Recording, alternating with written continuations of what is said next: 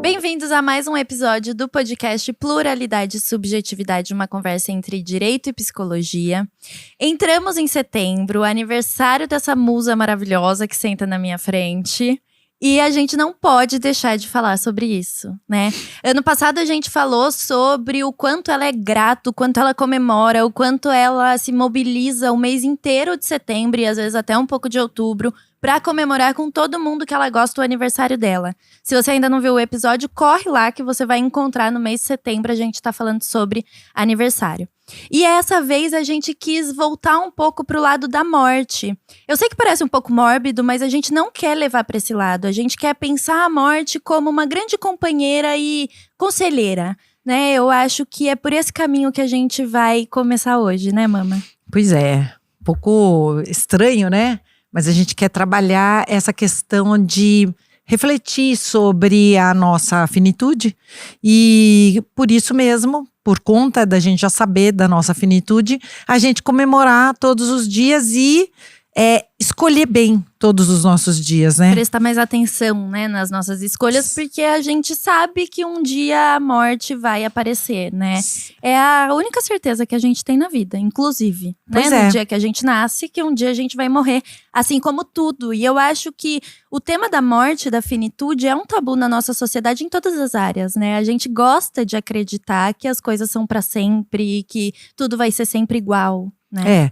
Até quando a gente fala, né, sobre a idade, o aniversário, eu tô mais próxima do fim do que do começo, as pessoas, não fala disso, não fala disso, como não fala disso, minha gente? Não, e como você sabe que você tá mais próxima do fim? Tudo bem, né? Agora, matematicamente, ficou lógico, né? Mas eu, por exemplo, se for pensar, se eu viver 100 anos, eu tenho 70 ainda pela frente. Mas pode ser que eu morra amanhã, né? Pode ser que eu não tenha nem mais um dia. Então, a gente cria isso na nossa cabeça que não é real, né? Sim. Isso. E a preocupação com a morte e o medo da morte, por diversas razões que eu já puxei aqui, depois a gente vai falar disso, é um tema. É um tema de toda a história da humanidade. Quer dizer, todos os filósofos pré-socráticos já trabalhavam esse tema da morte, porque é uma angústia. É uma angústia. Não digo que não precisa ser, porque você saber que tudo é muito impermanente, causa realmente um incômodo. Porque quando você tá numa treva, num período ruim da tua vida, você pensar que é impermanente é bom, é ótimo, porque tudo vai acabar. Mas quando você tá vivendo um momento bom da tua vida, você pensar na impermanência e de que aquilo também vai modificar e pode ser que continue bom, mas de uma forma diferente, aí é um medo, é um incômodo, né? Mas ao mesmo tempo que é um incômodo, eu acho que é um convite, eu acho que é esse o ponto que a gente quer entrar, de que se você sabe que tudo vai acabar, então vamos aproveitar o que tá muito bom? Sim, né? E é aquele negócio do momento, né? Do amor fati, que você, do carpe diem, né? De você respeitar aquilo, depois você vai falar disso. E eu lembro, Tata, de alguns flashes assim, voltam à minha mente, quando eu punha você e o Lucas para dormir, e eu olhava aquilo e eu pedia pro tempo parar. Eu queria ficar olhando aquelas duas carinhas pequenininhas, sabe? Só que o tempo não para. Então, se eu não tivesse naquele momento, eu tivesse me distraindo com qualquer outra coisa, como eu estaria hoje? Se eu tenho certeza que eu vivi cada dia da infância de vocês, como se fosse o último, e passou. Sim. Vocês não morreram, vocês estão ótimos, mas o momento morreu. Mas aquelas duas carinhas não existem mais. Aquele momento morreu. Você pode colocar o meu rosto hoje com o rosto do Lucas, que não vai caber quase numa cama, mas tudo bem, não vai ser igual, né? Então, se mantém até a história, porque eu e meu irmão, a gente segue aqui vivo, perto de você, tendo uma convivência, mas totalmente modificada. Exato. Né? E se a gente se apega àquela carinha que você… Se você quisesse aquilo hoje, como que você ia estar? E se eu não tivesse tido aquilo naquela época… Prestado atenção, Que né? é o que muitos pais estão fazendo hoje. Programando a vida do futuro e não olhando para a vida do presente, né? Sim. Então, eu acho que você pensar que tudo vai morrer, mesmo que sejam momentos, vão morrer, faz com que você esteja mais pronto para o presente, que você seja mais inteiro no presente, né? Sim. Por isso que eu acho que faz todo sentido você pensar na morte no mês do teu aniversário. Isso pra você, né? Faz todo sentido na cabeça dela. Porque eu tenho certeza que muita gente nunca pensa na morte. Só vai se deparar com isso quando tem uma doença, um diagnóstico terrível. Sim. Ou alguém realmente morre, literalmente, né? Mas existem outras milhões de mortes que não são tão trágicas assim, né? Sim. E eu acho que esse é o convite da gente colocar a morte do nosso lado pra gente se lembrar que ela tá ali. E aí, prestar mais atenção no que a gente tem feito e no que a gente tem escolhido. Exato, as escolhas, né? As escolhas são importantes demais. Antes de você ler aquele texto que você trouxe, eu queria falar que eu tô lendo esse livro aqui da Simone de Beauvoir e eu não lembro na minha vida de ter cruzado com uma mulher tão inteligente. Eu não estive. E eu leio muitas filósofas, autoras, mas é impressionante a inteligência dessa mulher. Eu tô lendo o Segundo Sexo, relendo, e também tô chocada com ela. É demais, Ela a inteligência dela é Porque demais. eu fico pensando que ela viveu numa época… Se hoje temos mulheres que não pensam isso, que não param pra olhar pra essas questões, como que era lá na época dela? Sim. Né? E Isso é presença, isso é estar vivendo o momento. isso é estar vivendo, é isso. Esse livro aqui, todos os livros dela são meio que autobiográficos, né? Ela meio que conta a vida dela ao longo do livro. Mas esse livro aqui é uma despedida. Acho que a gente já até falou desse livro, porque eu tô absolutamente apaixonada por ela. E muito interessada, porque é um livro de despedida do Sartre. Porque quando ele começa a decrepitude, o corpo dele começa a dar sinais de fim, Falência. né? E ela passa esses anos, que foram bastante, ele ficou bastante tempo doente, bastante tempo ruim. Ela passa esse tempo com ele, mas sem se abandonar. Então ela faz viagens com a filha adotiva dela, ela faz passeios, ela vai fazer as palestras, os cursos, os treinamentos e volta para estar com ele. Não moram na mesma casa nunca, mas eles são muito amigos. E a primeira parte do livro ela conta sobre essa decadência física dele e dela também. E na segunda parte ela começa a fazer uma entrevista com ele. Então ela quer como que guardar aquilo na memória dela, tudo que ele sentiu quando ele era pequeno, quando ele era jovem, mais jovem, um pouquinho depois, como você fez as suas escolhas, tudo. E as perguntas dela são perguntas de gênio. Você fala… É mais difícil você perguntar bem do que você responder bem. Então, eu entendo por que o Sartre fez uma vida inteira do lado dela. Eu não entendo muito por que ela fez a vida do lado dele. Porque ele não é tão grande coisa assim. Além de ser feio pra caramba, viu, gente? E ela é um mulherão. Mas é demais. A inteligência, a superioridade dela é demais. E esse livro meio que mostra ela absolutamente consciente, com a própria finitude, com a finitude do grande amor da vida dela, que é o Sartre, que foi, né, o Sartre. E eu acho que é legal que isso não deixa ela desesperada, porque ela tá vendo que ele tá morrendo, né? Nesse caso, ele vai definhando, ele vai, né, dando sinais disso, físicos. Sim. E ela também tá envelhecendo, né? Sim. E ela não entra em choque, em desespero, do tipo, eu vou perder o meu grande amor. É mais eu vou perder o meu grande amor, então eu vou aproveitar que eu tenho que fazer. ele. Eu quero saber sobre a infância dele, eu vou lá perguntar. Eu quero sei lá o quê, eu vou estar com ele neste momento, que é o momento que eu tenho. Sim. Né? Não que quando ele morreu, ela não tenha tido, ela foi pro hospital. Sofreu, ela lógico. ficou anos inconsolável. Isso, não é porque a gente sabe que vai acontecer que a gente não vai sofrer. Exato. Né? Mas também ela não sofreu fora de momento. Porque ele não tinha morrido. Se eu ficar sofrendo agora, que ele ainda não morreu, eu tô perdendo um monte de coisa, um monte de tempo, um monte de qualidade de vida. De vida mesmo com ele, com ela, né, pra ela. Sim. Então ela sofreu depois, na hora que tinha que sofrer, porque ele já não estava mais lá. E o quanto a gente não faz isso na nossa vida, não só com a morte, com tudo, Com né? tudo. Eu tô sofrendo com o meu TCC. Você tá no primeiro ano de faculdade. Calma, Sim. né? Eu tô sofrendo se um dia eu me divorciar. Mas você vai se divorciar agora? Sim. Né? Calma. E eu morro de medo que meus filhos sofram um acidente, morram. É um risco. E aí eu perco aqui, eu perco a oportunidade agora, que tem aqueles pais, mães que não deixam o filho viajar, não deixam o filho… Proíbe da experiência de estar vivo por medo que essa vida acabe. E a notícia ruim é que a vida acaba. Né? E boa ao mesmo tempo, porque, como eu tava te contando antes, né? Um dia eu fui numa amiga dentista e eu contei pra ela que eu gosto muito de atividade, que a gente é chegado de uma das chapadas, sei lá, que eu gosto muito disso, que ela me respondeu, eu não faço esse tipo de passeio. Falei, por que não? Não gosta? Não, porque eu tenho medo de me machucar, de cair, de me acidentar Mas era um desejo seu? Você gosta da natureza? Eu amo a natureza. Eu adoraria, mas não, Mas porque… eu me privo de certos lugares porque eu tenho medo de me machucar. Morrer, cair, sei lá o quê.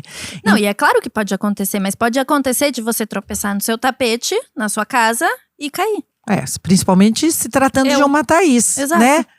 Que cai mesmo, exatamente. que se autoflagela. Então, eu lembro que…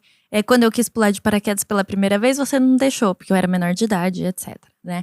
E aí, quando eu fiz meus 18 anos, eu fui lá, depois de muito tempo, porque custa caro, e eu era pobre. E aí, depois de muito tempo, fui lá e consegui pular de paraquedas. E o medo que eu senti, que é um negócio, por que eu tô fazendo isso? Porque realmente tem risco ali, né? Claro que a chance de abrir um paraquedas, de não abrir um paraquedas, deve ser pequena, mas era uma vontade minha, era um desejo meu, né? Então pesquisei ali, coloquei na balança e pum, vou pular. Sim. Mamãe acordada, coitada, sem dormir 5 horas da manhã junto comigo, desesperada. E eu fui lá sentir qual é que era, né? Então, o quanto que a gente precisa pesar isso? Pode ser que eu morra. Vai estar tudo bem eu morrer pulando de paraquedas? Sim. Não gostaria de morrer, sinceramente. Mas, se não abrir… Para eu não correr o risco, eu tenho pular. também que abrir mão da experiência, de um desejo. E aí você tem que colocar na balança. Esse desejo é um desejo importante, válido, né? Então, eu tenho que enfrentar o risco, porque tem risco para tudo. E aí, é claro que a gente pode pesquisar o melhor jeito de fazer, né? A gente não Claro. vai pra Chapada fazer uma trilha na Chapada sozinha, sem equipamento de segurança. Eu não pulei de paraquedas de qualquer empresa de paraquedas. Eu fui pesquisar, tinha certificado, os paraquedas são trocados anualmente, sei lá, né? A gente cuida pra tentar minimizar os riscos, né? Mas aí a gente entra num avião e o avião cai. Exato. Para trabalhar, entendeu? E aí você relativiza quando você tá se dedicando a você mesmo, a umas férias e etc. E aí Nietzsche traz um pouco dessa ideia também do quanto a vida e a experiência de estar vivo traz tudo isso, o bom e o mal, né? O difícil e o fácil, o ruim e o bom, e o quanto a gente precisa olhar para tudo isso, olhar para essa vida real, né? E não para essa fantasia de que tudo é muito lindo e muito legal, né? Eu acho que é afirmar a vida como ela é, real, e não essa fantasia. Né? Sim. Eu acho que o momento que a gente está vivendo, esse momento midiático, faz com que a gente imagine que essas partes dolorosas da nossa vida não existem. Então, vou falar de morte num lugar onde todo mundo está publicando a vida, a felicidade, a sorte que deu, o dinheiro que tem, os amores que sempre dão certo, os casais felizes, todo mundo, né? Você falar de rompimentos, de dor, de prejuízos, de morte, parece que é até uma heresia. Nós estamos aqui no mundo da fantasia e você vem com esse papo… Vem me aparecer com isso? No mês do teu aniversário você vai pensar no tema morte? Da onde você tira isso? Você tira… aliás, tinha que ter pensado isso desde o dia 1. Sim. No primeiro aniversário. Sim. E é por isso, acho, que eu comemoro mais um ano. Porque tem um monte de gente que não teve mais um ano. E eu tô tendo. Eu tenho mais um ano. Então, há quantos anos você vai fazer? eu não tenho a menor preocupação. E quanto mais velha eu ficar, mais legal é eu falar. Contar a idade, Eu né? estou fazendo 57, estou fazendo 67, estou fazendo 107. Por quê? Porque vai diminuindo, vai afunilando. As pessoas não cuidaram do corpo, não cuidaram da mente, não cuidaram da vida para chegar onde vou chegar um dia, talvez. Exatamente. Então, todo ano é esse ano de trazer a morte do meu lado e pensar, será que eu tô cuidando bem da minha vida? Porque ela tá aqui, ó. Ela anda comigo todo dia. A vida anda comigo, mas a morte também anda comigo todos os dias.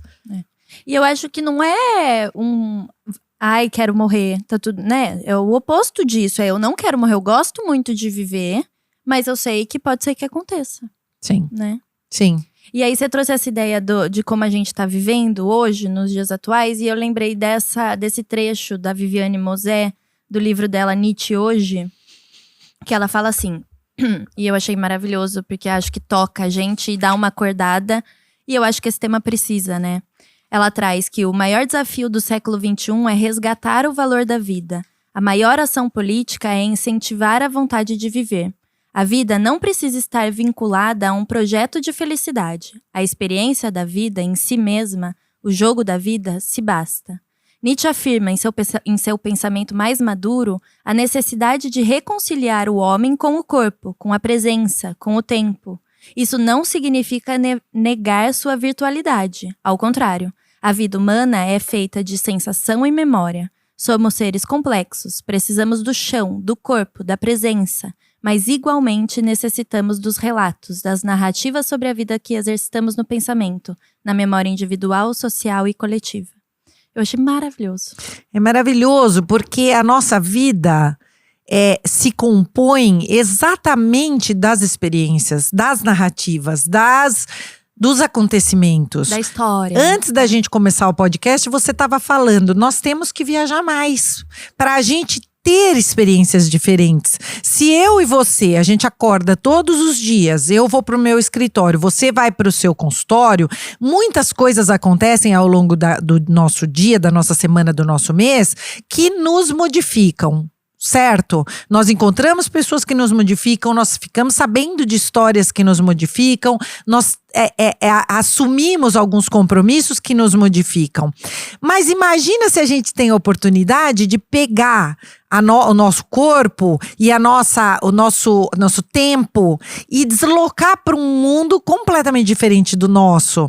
Que é o que a gente costuma provocar quando a gente sai de cena, né? E aí, óbvio que na nossa cena corriqueira, existem oportunidades também da gente ser afetada pelo outro e isso corriqueiramente acontece. Mas quando você muda de mundo, essa Simone, que tá indo toda emperequetada pro trabalho, ela tá de chinelo e tênis e ela não é vista como essa Simone. As pessoas que me encontram em outros ambientes, não fazem ideia da minha vida, não vêm com um pré-julgamento. Então eu já entro naquele mundo limpa, sendo outra pessoa. Sim. Percebe como isso enriquece? Sim. E aí eu acho que tem também um ponto de a gente poderia prestar mais atenção também nas experiências do dia a dia, né? E é uma crítica a mim mesma, porque eu que comecei esse tema falando que eu precisava viajar. Isso é autoanálise, pessoal. Não Abre façam. momento autoanálise. Mas eu acho que é isso, porque a gente se habitua tanto àquela rotina, fica tudo tão normal. Pensando por mim, que tenho, vamos pensar, uma agenda mais ou menos muito igual toda semana, né? Então, de segunda-feira eu atendo os mesmos pacientes, de terça eu atendo… são raras as mudanças, né?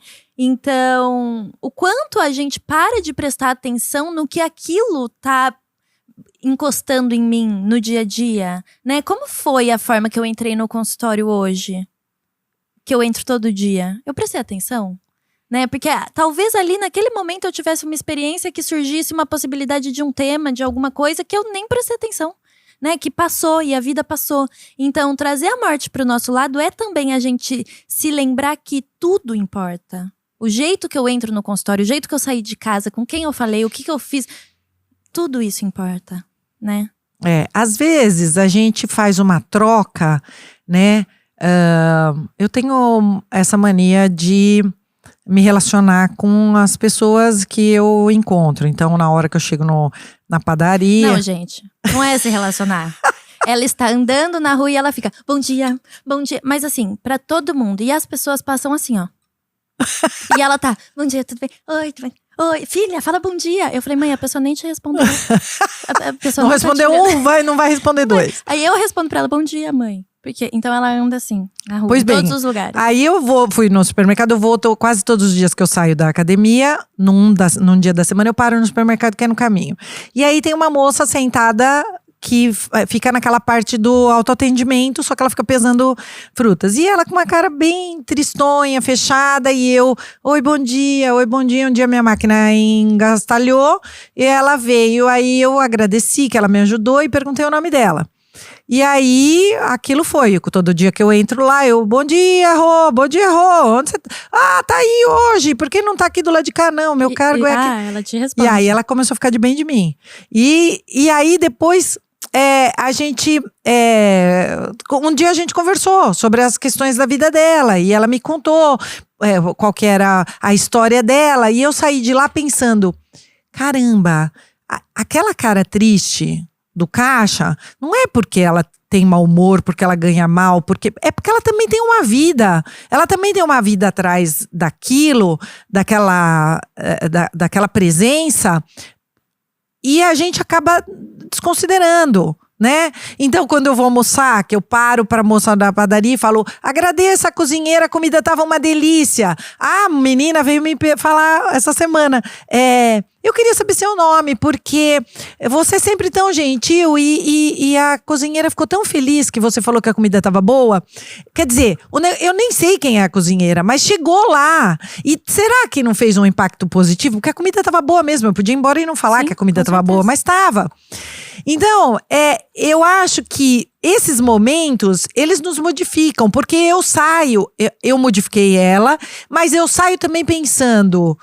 Caramba, se eu conseguir fazer o dia da Rô um pouquinho melhor, o dia da cozinheira um pouquinho melhor, porque eu tava naquele momento. Mas tem outros dias que eu passo pelo caixa e eu não sei se era uma mulher, se era um homem, se era um monstro, ou se não tinha ninguém. Aliás, hoje, a hora que eu cheguei aqui no podcast, eu sentei aqui e fiquei respondendo umas mensagens de WhatsApp. O menino entrou, o rapaz que trabalha com o Barba, entrou, me cumprimentou e eu… Sabe quando você escuta uma voz, bom dia, mas não, depois é que tão dentro que eu tava daquela conversa, né? E aí eu acho que esse é um exemplo bom, né? A gente tá aqui no computador fazendo as coisas, mexendo, vidrada. E aí acontece algo assim, a gente tem que se lembrar, poxa, pode ser a última vez que eu vejo essa criatura. Sim. Tudo bem que tem momentos que tanto faz essa criatura que me apareceu, mas tem momentos que a criatura é importante pra você.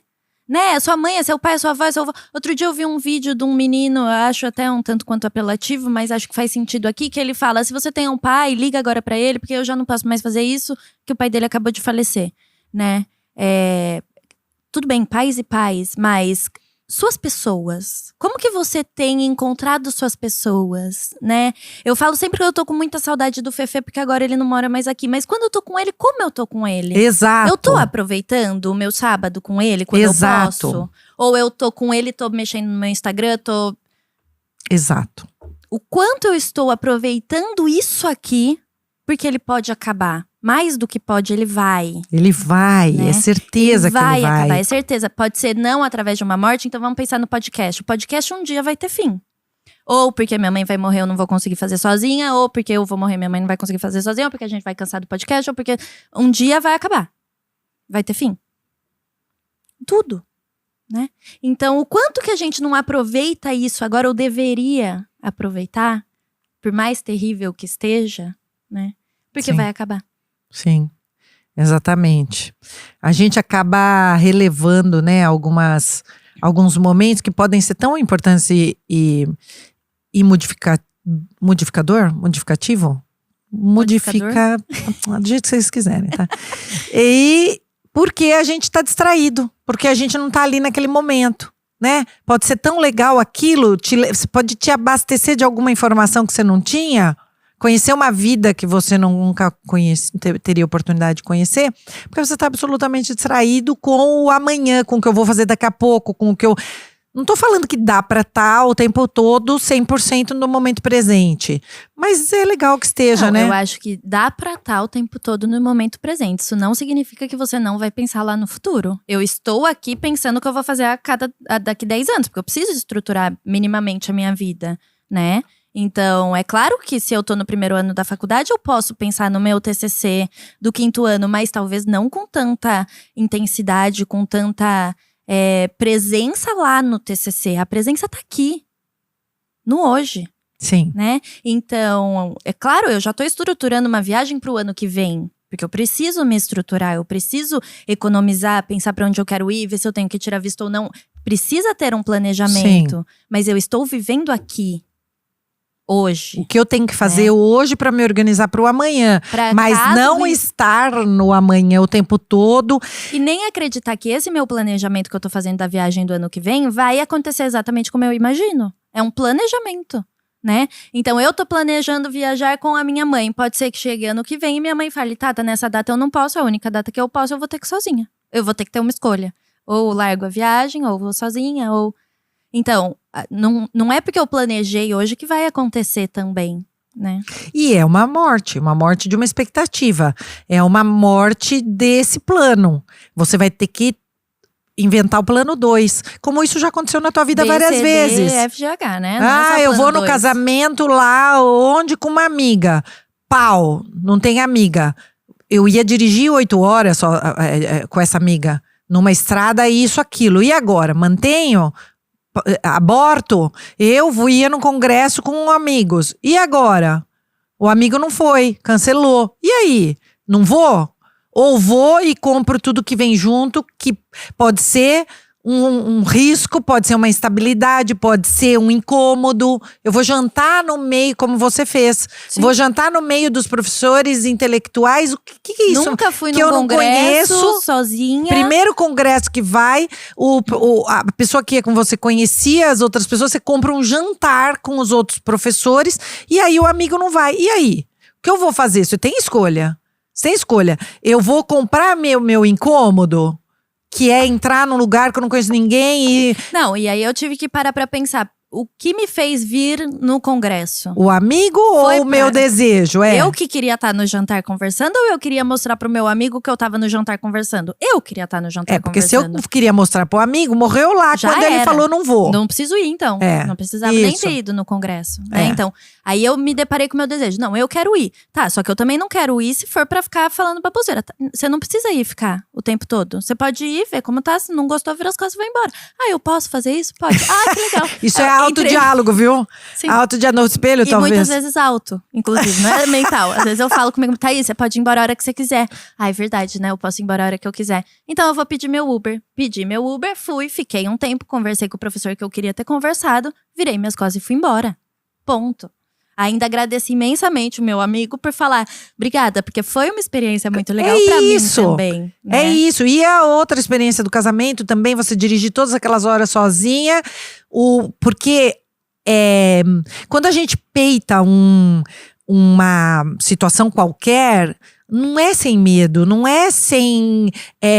desconforto, né? É uma coisa que é uma briga dentro da gente mesmo, né? Por quê? Porque a gente… Quando há ruptura, morte, a gente tem que escolher como a gente quer continuar vivendo a partir dali. Como que a gente vai contar, né, essa narrativa? Como que vai sair essa narrativa a partir do que aconteceu? E tudo bem se você tiver que desistir. Então, por exemplo, a gente combinou uma viagem, eu morro antes da viagem. Eu vou sozinha na viagem? Não sei. Faz sentido eu fazer essa viagem sozinha? Não quero. Por quê? Porque eu combinei isso com a minha mãe, ela não tá mais, eu não quero. E tudo bem, não quero. Agora, a vida vai te colocar nessa situação o tempo todo. Eu tava pensando que eu ia fazer bodas de ouro com meu marido. Meu marido foi embora com outra. E aí? Vou viver aquele luto da morte, daquela expectativa, daquele relacionamento. De todos aqueles planejamentos, né? Mas… E aí, como é que eu resolvo agora isso, né? Então não é sem dor, não é sem medo, não é sem… A gente não carrega a morte do lado pensando, pode vir qualquer desgraça, pode contrariar qualquer meu plano, que eu tô pronta pra… Que legal! Tô pronta pra Obrigada, resolver. morte. Não é assim. É puta merda, sério que isso vai acontecer comigo? Sério, amigos, que vocês vão me abandonar nessa? É o primeiro pensamento. É isso. Aí depois eu penso, calma, volta aqui um pouquinho. Demorado, tá, gente? Não é tão rápido assim igual eu tô contando. Ligo pra mãe. Mãe, você não acredita. Tem O isso. que eu faço? Tem isso no meio do caminho. Levanto. O que você quer fazer, filha? O que eu quero fazer, Thaís? Eu mesma me pergunto. O que eu quero fazer? Com medo, sem medo? Como que eu quero? Tá, eu quero tentar. E se a estrada for terrível? Não sei o que eu faço. Dorme no meio do caminho. Não tem coisa pra dormir no meio do caminho. Continua. Eu não sou uma imbeciloides. Eu consigo. Eu sei que eu tenho capacidade de dirigir numa estrada difícil à noite por 8 horas. Então, pronto, eu vou sustentar isso com medo. O começo da viagem eu fui chorando, parei num posto, falei com o frentista, ele me ajudou, me acalmou, falou, não, querida, fica tranquila. Isso aí pra ela é ótimo também, porque ela sempre para com o frentista, chora com o frentista, o cara faz um chá pra ela. Não é a primeira vez que isso acontece, não fiquem frentistas nervosos. são brother dela. Não fiquem nervosos. Aí o cara chama uma polícia pra ajudar ela a conduzir. É uma beleza. Toda vez que vocês entrarem em pânico, para e fala com o frentista abertamente, porque ela já chega chorando, desce do carro chorando. E a pessoa acolhe, resolve. Espera mais um pouco que eu não vou deixar você entrar no carro assim. Você tá muito nervosa. Não deixa entrar no carro, é uma beleza. O pessoal da posto de gasolina, eu devo a vida da minha filha a eles várias vezes. Mas eu acho que é isso, é porque o medo não me paralisou nesses momentos. Em muitos momentos já me paralisou, né? Mas eu acho que quando eu consigo encontrar o meu desejo, o que eu quero, eu vou. Né? Porque todas as vezes que eu parei nos frentistas foram porque eu quis fazer alguma coisa que tinha dado errado. Então, a primeira vez foi quando primeiro dia de carta, que eu tava trabalhando e queria ir na casa da minha amiga que ia comemorar aniversário. Eu errei o caminho 1000 vezes, se acabou a gasolina e etc. E parei chorando no posto. A segunda vez pegou foi uma no estrada, casamento. Viu, gente? Tava sinistro, coitada. E de era noite. Aqui em Piracicaba mesmo e eu pegando estrada, juro. Aí ela falou pro frentista, como que eu volto pra Piracicaba? Ele falou, você está em Piracicaba. Mas eu vou te levar até a sua casa. Não, vou chamar o policial pra te levar até a sua casa.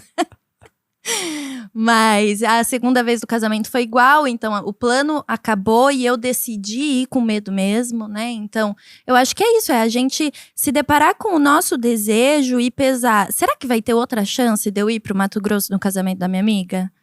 Não. Eu não sei se ela vai casar de novo, mas provavelmente não. E não vai ser o mesmo, porque a gente não pisa 2 vezes no mesmo rio, segundo Heráclito. Então, são coisas que a gente precisa se deparar com essa, tá, mas pode ser a única oportunidade, eu quero essa oportunidade. E é essa a ideia da morte, né? Pode ser a última vez. E aí, o que você vai escolher? Né? E provavelmente é a última vez. Pode ser que aconteça de novo de outro jeito, mas aquela é a última vez. Sim. Aquele momento é o último momento. E aí, eu acho que a gente poderia pensar, então, em entender por que a morte é tão assustadora. Nós temos aqui alguns motivos que quem falou para mim é um intelectual consagrado chamado ChatGPT. A que ponto chegamos? A que ponto chegamos? Vocês, minhas queridas ouvintes, podem jogar o que vocês quiserem no ChatGPT, ele responde como se fosse um amigo. Acho que no outro episódio eu contei que eu pedi poesia sobre sei lá o quê. Ele me deu uma super poesia. Aí eu perguntei, por favor, o autor da poesia. Aí ele respondeu, fui eu. Aí eu quero uma poesia de autor consagrado. Ah, ok. Aí ele fez outra. Saiba perguntar, senão ele mesmo que cria, tá? Pois é. Aí, ó lá, o que ele fala é o seguinte. Não é o que ele fala, isso aqui é da Simone de Beauvoir. O que ele fala é o seguinte: medo do desconhecido. A morte é um mistério. Muitas pessoas se perguntam o que acontece após a morte. Então é uma experiência assustadora da morte física. E isso é muito legal, né? Eu que trabalho muito com o suicídio, com ideação e etc. E com esse tema da morte muito forte, é muito interessante o quanto aparece isso no consultório. Não só em quem tá em sofrimento profundo, mas em todos os sujeitos do tipo… Tá, o que vai acontecer? Eu sempre respondo, depende, em que você acredita? Porque comprovação a gente não tem de nada. Pode ser tela preta, pode ser céu e inferno, pode ter reencarnação, pode não ter. Sei lá. Tem muitas Pode ter opções. punição, pode não. Pode não, exato. Então, isso já gera um desconforto da gente pensar que a gente não sabe o que vai acontecer. Assim como o amanhã. Não é só na morte que a gente não sabe como vai acontecer. Amanhã também a gente não sabe. Só que na morte, quando a gente pensa na morte, a gente não sabe mesmo. O amanhã, a gente finge que a gente sabe. E aí, na morte também, em muitos casos. Na morte, em alguns casos. Você finge que o teu dia seguinte… então olha, na sexta-feira eu consigo fazer tal coisa. Pode programar que eu vou estar nesse evento, nessa festa, será? Então, enquanto a sexta não chega, eu tô me programando para aquela sexta. Então, hoje eu tô de dieta, porque na sexta eu quero entrar no vestido. A sexta pode não chegar e… Ou o vestido pode rasgar e você ter que ir com outro que se você tivesse mais gordinho ia ficar melhor. Só pra dificultar a vida. O segundo medo é o medo de deixar de existir. De existir? O medo de deixar de existir. E aquela ideia de que eu sou fundamental nesse mundo. Isso a gente O mundo não leva vai pra todo lado, né? Eu acho que até um outro ponto que tem a ver com a sua viagem, né, de aniversário. A gente vai falar sobre isso nos próximos episódios, porque vamos viajar futuramente. Estamos saindo em férias. Parte a mais que eu, mas vamos ter um momento juntas pra gente criar mais experiências, né? Mas foi um ponto que você trouxe, né, da viagem. Perdi meu raciocínio. Que eu sou muito importante nesse mundo. Como eu vou deixar o meu escritório pela primeira vez 30 dias sem eu estar lá? Sim. Né? Então, como que… as coisas vão acontecer, porque ele tá acontecendo, né? Você não precisa estar lá para o escritório estar acontecendo. Né? Sim. É a ideia da nossa super importância. O que vai ser do meu marido se eu morrer? O que vai ser dos meus filhos? O que vai ser minha empresa? Tudo vai ser, tudo vai resolver. Tem mães que morrem ao parir. Sim. Né? Então, claro, a gente não é insubstituível, a gente não é um alecrim dourado. A gente gosta de achar que a gente é. Porque é muito importante que a gente pense que a gente tem uma super importância para todo mundo. Claro que eu não tô falando que se a mãe morre no parto, ela não vai fazer falta para esse filho. Claro que vai. Se eu morro agora, os meus pais provavelmente vão precisar de mim ainda. Eu gostaria de estar aqui para estar com eles na velhice. É a gente, que não é mais um bebê. Né? Sim, os futuros problemas que vocês vão ter, provavelmente seria legal que eu estivesse, mas tudo vai ser resolvido sem. As coisas se readequam e a gente acha que não, que a gente é fundamental, é a pedra filosofal para que aquilo aconteça, né? ChatGPT é demais, gente. Medo da dor e do sofrimento também. Como eu vou morrer? Vai doer? Como vai ser, eu né? posso escolher? Não posso escolher? Vou ter doença grave? Vou ficar, um medo muito comum, vou ficar inválido, incapaz? Não sei se a gente até já falou de uma… Não sei, mas acho que vamos criar plano, gente. Escreve, conversa com as pessoas que você ama, cria coisas que você quer. Eu tenho já tudo escrito. O Fefe, que é a minha pessoa, porque eu não quis colocar nem minha mãe, nem meu irmão, nem meu pai numa situação como essa. Eu coloquei o Fefe, coitado. Ele que tá com as minhas assinaturas regras. De quando desligar meu corpo, do que fazer comigo se um dia eu não estiver mais aqui, né? Então eu acho que a gente precisa também trabalhar isso.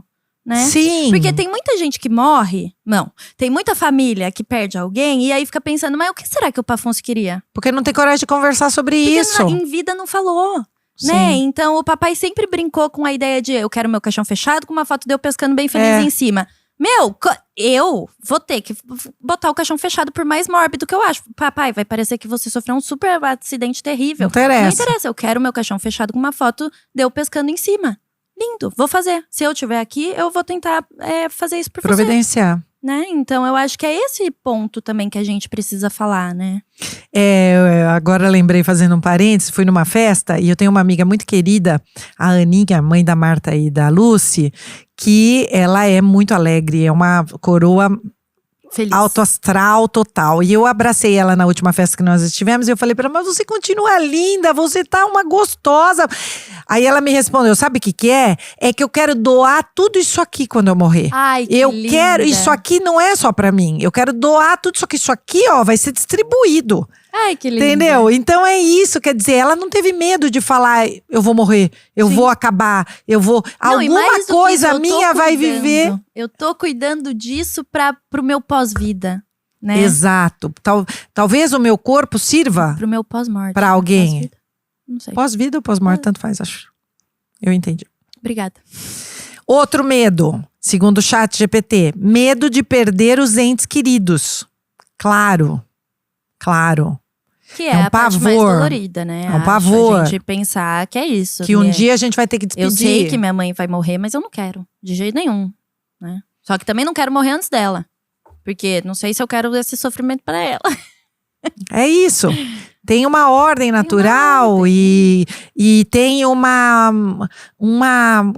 questão também de aceitação nisso, né? Não, e é difícil. Você perdeu uma pessoa que você ama, que fazia parte da sua rotina. Precisa de uma readaptação. Precisa de um olhar cuidadoso. Precisa de uma elaboração desse luto, né? Precisa ter espaço pra se elaborar esse luto da pessoa da pessoa que se perdeu, né? E a pessoa não precisa morrer, ela só precisa não querer mais você. E, minha gente, essa semana mesmo um namoradinho meu falou pra mim, eu não quero estar com alguém que não queira estar comigo. É isso. Quer dizer, se não acontece, não acontece. Eu tenho que conseguir levar. Se ele entendeu que eu não tenho interesse, ele tem que levar. O marido que vai embora, a mulher Pode dizer que ganha até umas estrelinhas a mais? ganha muitas estrelinhas. Sério que você tá em busca da sua felicidade? Que lindo, parabéns. Volta aqui agora que eu quero falar com você. Mudei de ideia. É isso, a pessoa não precisa morrer, ela só precisa morrer para você. O trabalho que eu amava morreu, me mandaram embora, morreu pra mim. Eu vou o quê? Viver aquele luto, a expectativa morta e vou retomar de outro lugar, de outro ponto, com que eu tiver Com de novas, elementos na mão. forças também, ferramentas, né? Exatamente. Gente, a terapia é importante pra tudo isso, viu? Pra lidar com essa vida, morte e vida, a Gente, pra terapia lidar é com tudo. É, para lidar com tudo, né? Mas com essas frustrações, com esses tempos que vão acabando, com essas mortes que nós vamos vivendo ao longo da vida, é isso, terapia. Nasceu o seu filho, já contrata um terapeuta, bota isso aí no plano. Quando ele fizer 18 anos, 20 anos, sei quanto, 30 anos, assume a conta. Tá. Achei que só com 20 que começava. Não, assume a começa conta. pequenininho já a Você terapia. paga até ele ter Isso. dinheiro para pagar. Até o fim da faculdade. E estabelecemos. Fim da faculdade é o dia 1 Da profissão. do coitado Até da. 5 anos pós fim de faculdade. Isso, 5 anos acho que é um bom tempo. Medo de não ter tempo suficiente. Olha que legal. Eu quero fazer tal coisa. O meu pai, pessoal, ele faz o seguinte. Ele tem 82 agora, né? 3. 83. Ele faz o seguinte, ele chega de uma viagem, ele compra a próxima. Porque ele falou, enquanto eu tiver um plano, eu não vou morrer. Então, enquanto eu tenho um plano futuro, eu tenho Ele que... não pode morrer porque ele não vai perder a passagem, Porque entendeu? Então ele já comprou. Então é isso. Eu quero ir, eu quero fazer. Isso não estimula ele a cuidar do próprio corpo, a cuidar dele, Porque a cuidar eu da tenho saúde, que- porque ele já tem uma viagem para 2025, né? Sim. O outro é incertezas religiosas ou espiritual disso. Que vai acontecer com a minha alma. Pra quem acredita nisso, vocês Tem sabem alma, que nós tem não. alma, morre, não morre. Mas é isso. Morre, que eu, não morre, não, morre. morre. Mas aí fica O que lá acontece, o exato. anjinho, ou vai lá pro limbo, Ou sei lá. fica aqui com a gente. E o que eu fiz, será que eu fiz coisas boas? Será que eu, né? É isso.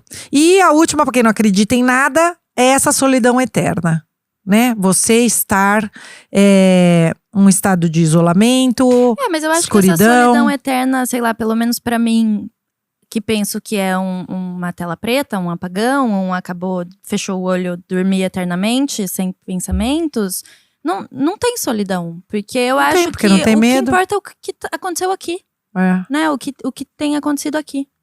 exatamente. Eu também acho isso. Mas tem muita gente que que fica em dúvida sobre o que vai acontecer e é um pânico da morte, né? Sim. E aí Nietzsche, ele escreve em Gaia a Ciência. Gente, Nietzsche, ele não é a pessoa mais fácil do mundo.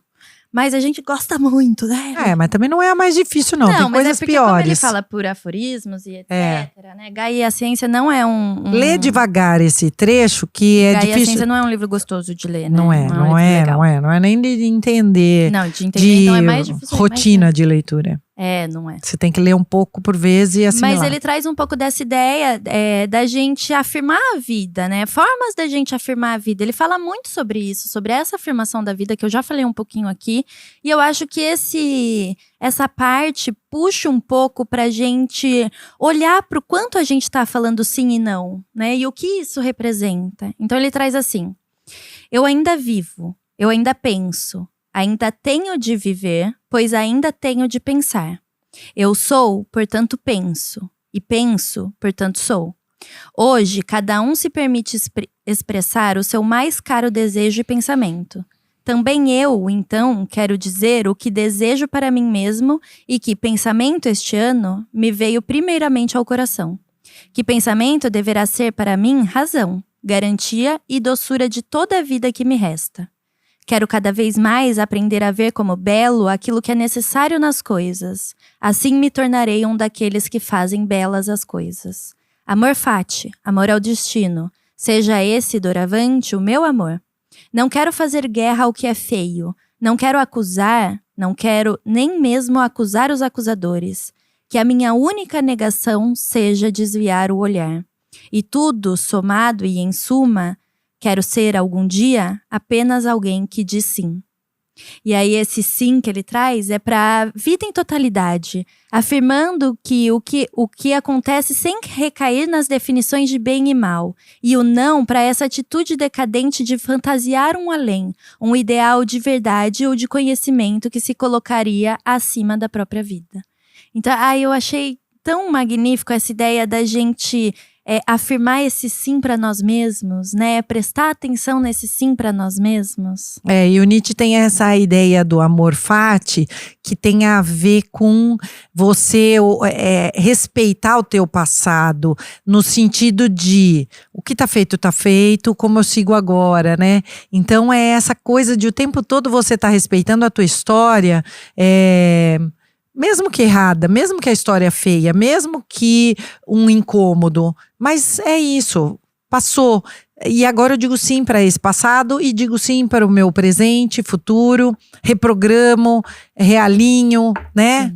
Amar esse destino, né? Tentar fazer as pazes com esse passado e seguir, né? E não ficar preso lá naquilo que não tem mais volta, não tem mais como modificar, né? O que dá para modificar é aqui hoje. Sim. E é engraçado que você trazer o Nietzsche, que todo mundo sabe que é o filósofo que eu mais amo, mas essa ideia de contrariar o mundo para dizer sim para si, é uma ideia que também a Simone de Beauvoir traz muito, sabe? Ela era uma mulher que ela não se submetia à cultura, ao mundo. Não seguia as normas, não né? seguia. Ela dizia assim pra ela. Então você imagina, você tá lá no meio daquela corrente de pessoas e críticas, que é isso que o Nietzsche diz. Segue. Ele era um cara absolutamente impopular. As pessoas não faziam rodinha em volta dele pra bater papo. Não, ele era impopular. Por quê? Porque ele dizia assim pra ele. Inclusive ele falou que ele só ia ser bem sucedido depois de anos, né? Que o livro dele era pra outra geração, não era pra geração dele. Esse povo aqui Pro não vai me século dele, entender. E muitos entendiam. E a Simone de Beauvoir a mesma coisa, que ela estava numa bolha de mulheres completamente diferentes, que aliás hoje a gente é apedrejada por só replicar o que ela fala, né? Eu postei um dia uma coisa da Simone de Beauvoir, vieram vários comentários, essa subversiva, que vergonha você… do nosso primeiro hate. Não vou lembrar agora o que ele falou, mas… Nós temos o primeiro hate que não sai do coração. E imagina ela, que estava começando a agir, nem falar, a agir. Sim. De uma forma diferente. Ela vivia com um cara separado. Causa desconforto, né? Pra ela também, por ter que falar esse não pra esses outros, né? É muito difícil. E aí a gente já falou sobre isso em outros episódios, da expectativa do outro, de quebrar essa expectativa do outro, né? Porque é isso, pra ela falar assim, pra ela teve que quebrar muitas expectativas, né? Muitas coisas provavelmente morreram pra ela poder ser ela mesma. Né? Sim. E ela não teria como abrir mão desse amor diferente que ela teve, tanto pelo Sartre quanto pela Silvia, filha dela, que parece que foi uma namorada também, enfim, pouco importa, numa época em que tudo era muito… a Simone de Beauvoir, ela foi muito determinada pela morte de uma grande amiga. Quando ela era muito jovem, quando ela era criança, ela tinha uma amiguinha na escola e aquilo persistiu até a moça ter 20 e poucos anos. E a moça morreu. Elas eram assim, muito unidas, inseparáveis. E essa moça morreu. Então eu acho que isso marcou… a vida dela com essa impermanência, com esse olhar para… Isso desaparece. Um dia ela estava aqui, no dia seguinte ela não estava mais. E aí ela levou isso para toda a história dela. Um dia eu tô aqui, um dia eu não tô mais. Não, então eu preciso olhar… a pessoa que eu amava tanto não tá mais, né? Por que será que ela lidou tão diferente da morte do Sartre? Com a primeira morte que ela não escrevia, provavelmente. E não dava tempo, porque foi uma morte de uma jovem, uma coisa absolutamente rápida. Preparar, né? E a dele foi por falência mesmo do organismo. Então, eu acho que a história da Simone de Beauvoir coloca pra gente essa lição, né? O quanto a gente tá antenado que tudo de verdade, sem precisar acontecer com a gente o que aconteceu com ela. Que não tenha aqui uma amiga morrer pra gente se deparar que as coisas acabam, né? Com essa finitude, com essa impermanência. Porque daí é muito triste. Né? Exato, você aprender de uma forma muito a hora que não tem violenta. Mais como voltar atrás e falar com essa pessoa, né? Então, que a gente leia essas histórias e consiga se colocar pra gente modificar a nossa vida, né? O quanto a gente precisa estar atento pra ir vivendo e nessa experiência, nessa presença, pra gente conseguir aproveitar tudo, né? Sim, então eu convido a vocês todos que fazem aniversário a dedicar o mês do aniversário a um pensamento também sobre a morte, né? Sem essa dor, sem essa morbidez, trazer a morte como amiga e conselheira. Devo fazer isso, devo investir nisso, devo estar aí nesse lugar? Pergunta para a morte, pergunta para a vida, mas pergunta para a morte. E aí você…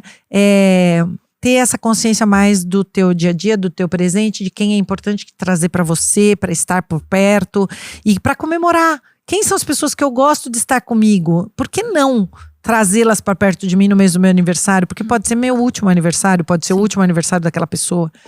Porque ficar esperando uma mensagem de parabéns se você quem quer mandar. Né? Então, isso é legal. Eu não espero, gente. Eu mesma… ela faz. Volta no episódio passado que a gente falou exatamente disso, do ano passado. Exatamente disso. Do quanto ela chama as pessoas que ela ama, do quanto ela não espera, porque esperar custa muito caro, né? Quando a gente estava conversando sobre o tema, ela me mandou a seguinte frase que eu achei muito legal e coloquei até como título das minhas anotações, que é: um dia eu vou morrer e isso deveria estar em meus pensamentos diariamente. Eu acho que esse é um ponto que a gente precisa olhar. Ana Cláudia Quintana Arantes fala muito bem sobre a morte de um jeito muito leve. Então, se você não conseguiu ainda entender essa questão de olhar para a morte sem morbidez, vai escutar um pouquinho o que ela fala, porque ela traz essa ideia da amiga, né? Da morte como sua melhor amiga, como sua companheira, como sua conselheira. Então, eu acho que faz muito sentido também parar um pouquinho e olhar para ela, né? Maravilha. É isso? É isso. Nos vemos no próximo episódio, então. Qualquer coisa estaremos por aqui. Um grande beijo e até logo.